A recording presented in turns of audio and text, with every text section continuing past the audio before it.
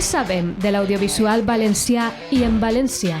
Cinema, sèries, curtmetratges, la ficció que creem nosaltres mateixos i també aquella que traslladem a la nostra llengua mitjançant el doblatge.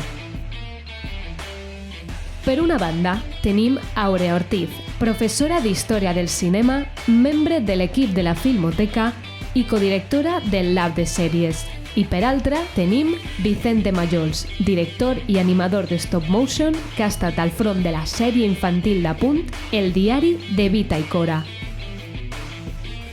Els problemes amb els quals s'enfronten creadors i creadores, l'estat de la indústria, la modalitat de la llengua o el suport de les institucions públiques són algunes de les qüestions que tractaran els nostres convidats.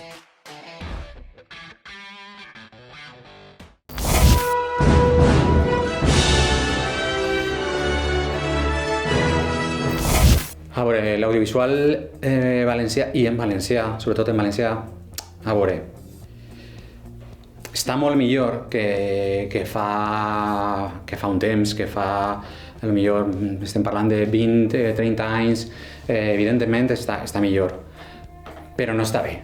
Siguent algo minoritari, algo que porta molts prejudicis per a gent que no és valencianoparlant, pese a que siga valenciana. Un problema principal és que no hi ha diners en Apunt per a fer ficció. I el que ja s'ha dedicat pràcticament únicament a l'Alqueria Blanca, que em sembla molt bé, vull dir que és una ficció que funciona i la gent veu i òbviament és popular, però estaria bé que se pogueren fer altres coses una mica diferents, i no aquest tipus de narració tan convencional o tan que s'ha fet sempre, no? A lo millor arriscar una mica, però és difícil arriscar si no tens mitjans. I de moment no sembla que això vagi a canviar precisament, no? Justament hi ha una retallada de pressupost important que afecta a tot i molt especialment, evidentment, a la producció de ficció. És un tòpic, però sempre en l'audiovisual sempre tenim molta enveja de tot el que s'ha fet en el territori català, no? Que ens porten moltíssims anys d'avantatge en això. La seva manera de respectar la llengua i de propiciar la immersió lingüística a través de l'audiovisual, de la televisió, que és importantíssima. Nosaltres estem molt enrere. I jo penso que és una diferència fonamental que tenim, per exemple, en el cas de Catalunya, no? Que ahí la llengua s'entenia com pròpia, identitària realment, per part de tots, dels que tenien diners i dels que no tenien, no? Diguem-ne que així, els que tenien els diners i els mitjans no estaven per la llavor, no? I això es nota moltíssim. Per això la televisió jo crec que és l'eix fundamental, és el més important. És importantíssim que siga existint una televisió pública en valencià, per a que aquesta llengua arribi a tota la gent. Però n'hi ha molta gent que sí que és la seva llengua materna, que sí que vol sentir pel·lícules en valencià, notícies en valencià, animació en valencià, i per això és importantíssim.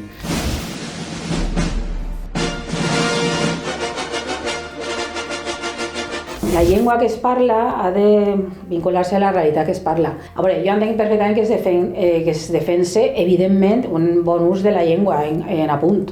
I per això estan els informatius i els programes informatius i altres tipus de programes i els documentals, on òbviament tu has de fer-ho, però penso que la ficció pot escapar una mica d'això, i la ficció, si volem que funcione, si volem que la gent vegi amb naturalitat una pel·lícula en valencià, si volem que s'entenga que estan parlant com parlem nosaltres, s'ha de ser més flexible i entendre que la gent parla el valencià que parla, que cadascú té el seu accent, que hi ha gent que parla de manera molt normativa en la realitat, però la majoria de la gent no, que se diuen algunes paraules en castellà perquè és la manera en què parlem, i que això no passa res. En el camp d'una ficció estic parlant, perquè és una ficció. Per més realista que siga, no deixa de ser una història construïda per a la pantalla. Aleshores, jo penso que ahí s'hauria de donar una certa llibertat a l'hora d'utilitzar el valencià, que jo de vegades trobo a faltar. El que sempre ha passat també és que a voltes no n'hi ha com una direcció clara de quin és el valencià que s'ha d'escoltar, que s'ha d'aprendre. Quan era Canal 9 era un, ara en Apunt 2 és un altre. És un problema que estem arrastrant des de fa molts anys, des de fa moltíssims anys. Els propis lingüistes a voltes es tornen bojos. Treballant en la sèrie treballaven en lingüistes que tenen que ser, a més, lingüistes, que tenen que estar d'alguna manera aprovats per la televisió i tal, i moltes voltes en un any anaven canviant algunes coses. No, és que ara diuen que allò té que pronunciar-se d'esta manera, i els actors o els actrius, però si sempre m'han dit que de l'altra manera, ara, no ho sé, sempre tenim la por de que després canviarà el govern i tornarà a canviar tot.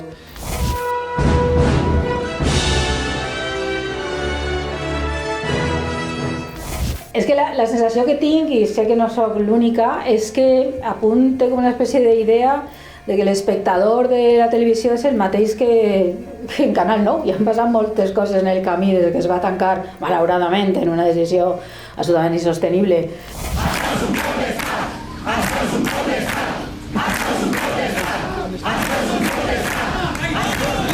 ¿Puedes comentarme qué está pasando ahí? Jorge, ¿qué está pasando?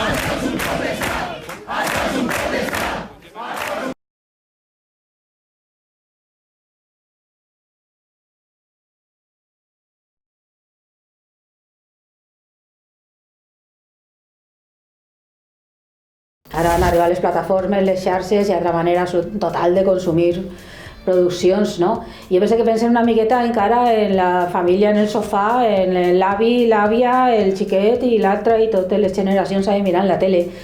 I això no passa, això passa en coses molt, molt, molt concretes.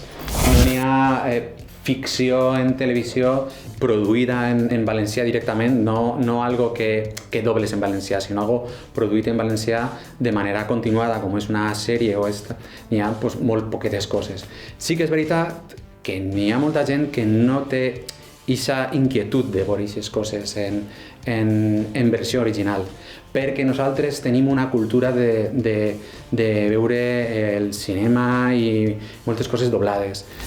No sé per què no estan apostant per un públic ja més seccionat, que com està, i fer productes per a gent que potser no estava en Canal 9, perquè estaven oferint això, però potser sí que estarien en Apunt veient, no sé, un thriller ben fet o una altra ficció més ambiciosa, potser, i que s'allunyi una miqueta de la cosa del llevant feliç i de la cosa costumista, i potser estiga en altres claus. Es necessita forçar un poc la qüestió i que aquests productes en valencià estiguen ahí per a que hi hagi generacions de gent que creixen veient aquestes coses i que arriba un moment que siga natural, que ja no siga necessari plantejar-se el fet de si n'hi haurà demanda o no, perquè serà natural. Sí que és cert que al principi van començar en alguns projectes en aquest sentit, el que passa que era com començar sí i no, perquè els projectes estaven però no se posaven els mitjans. Vull dir, jo conec a molts dels creadors de les primeres sèries que va fer Apunt, que eren com molt ambicioses en el paper, però després en la pràctica no hi havia mitjans per a fer això. Vull dir, aleshores acaba sent un producte